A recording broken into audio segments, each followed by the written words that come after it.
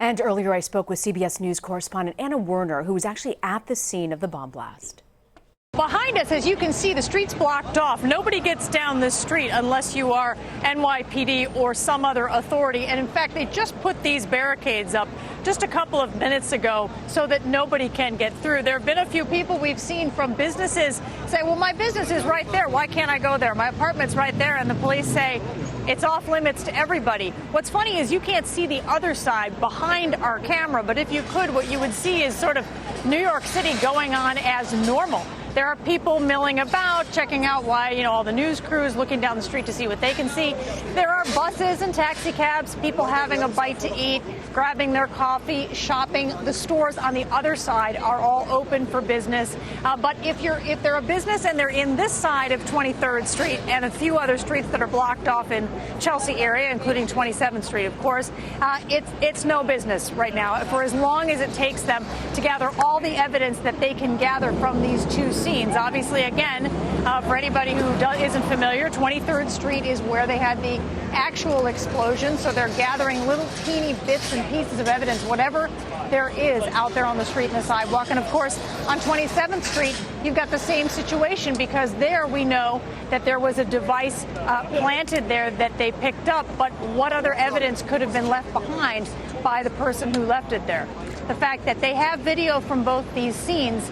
And the police said in that news conference they're going to spend the next couple of days looking to see everyone who went up and down this street and on the sidewalks, every single person, clearly, obviously, trying to see if they can see where someone put something into the dumpster down here before it explodes.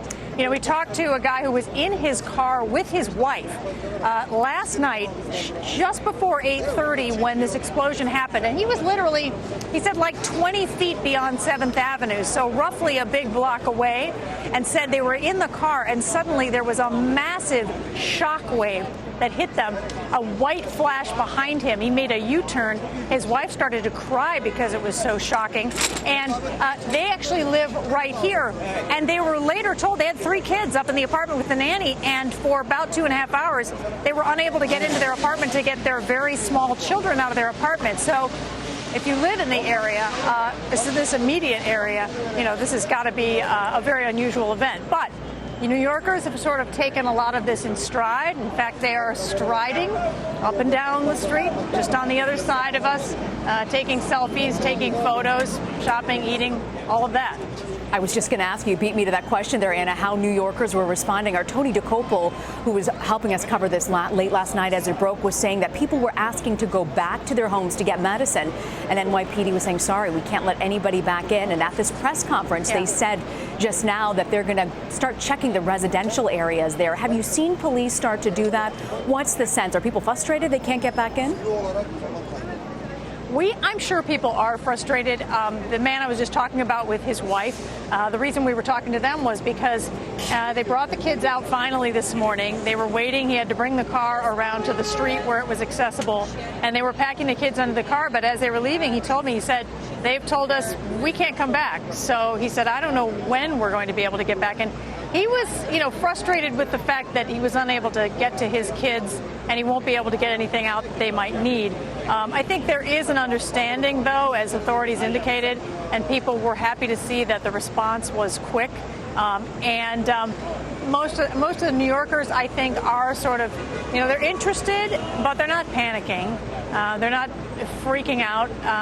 They're going about their business. There's some guys wheeling suitcases past.